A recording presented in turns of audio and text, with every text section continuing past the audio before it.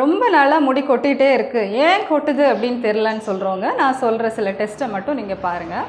First CBC அப்படின்னு சொல்லுவோம். சிபிசியில் நம்ம உடம்புல ரத்தம் ஹச்பி கம்மியாக இருந்தாலுமே முடி கொட்டும். ஸோ சிபிசியில் ஹச்பி எவ்வளோ இருக்குது அப்படின்னு நம்ம தெரிஞ்சுக்கலாம்.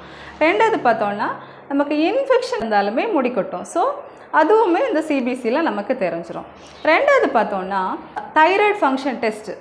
தைராய்டு நம்ம உடம்புல ஹைப்போதைராய்டிசமாக இருக்கட்டும், ஹைப்போதைராய்டிசமாக இருக்கட்டும் இருந்துச்சு அப்படின்னா நம்ம தைராய்டு கிளாண்ட் ப்ராப்பராக ஃபங்க்ஷன் ஆகலை அப்படின்னாலுமே நமக்கு முடி கொட்டும். ஸோ தைராய்டு ஃபங்க்ஷன் டிஎஃப்டின்னு சொல்லுவோம், இது பார்த்தாலுமே நமக்கு தெரிஞ்சிடும். மூணாவது பார்த்தோம் அப்படின்னா சீரம் ஃபெரிட்டின் லெவல் அப்படின்னு சொல்லுவோம். அயன் ரிசர்வ் பண்ணுறதுக்கு ஃபெரிட்டின் தேவை. ஸோ ஃபெரிட்டின் நம்ம உடம்புல கம்மியாக இருந்தாலுமே முடி கொட்டுறது மட்டும் இல்லை, முடி வந்துட்டு சீக்கிரம் நரைக்கிறதா இருக்கட்டும், முடி ரொம்ப தின் ஆகிறதா இருக்கட்டும், இந்த மாதிரி பிரச்சனைகள் சீக்கிரத்தில் வரும். நாலாவது பார்த்தோன்னா விட்டமின் டி. விட்டமின் D3 நமக்கு உடம்புல கம்மியாக இருந்தாலுமே முடி கொட்டும். அடுத்தது விட்டமின் B12.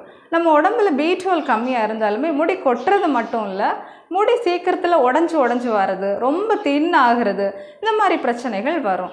ஸோ நம்ம ஆரம்பத்திலே முடி கொட்டும்போது இந்த டெஸ்ட்டுகள், இந்த 5 டெஸ்ட்டை நீங்கள் பார்த்தீங்க அப்படின்னா நமக்கு ஓரளவு ஐடியா கிடச்சிடும். எதனால் முடி கொட்டுதுன்னு பார்த்துட்டு நம்ம அதுக்கேற்ற மாதிரி மெடிசன் ஃபுட்ஸ் நம்ம எடுத்துக்கிட்டோம் அப்படின்னா இந்த ஹேர் ஃபாலை சீக்கிரத்தில் நம்ம கண்ட்ரோல் பண்ணலாம்.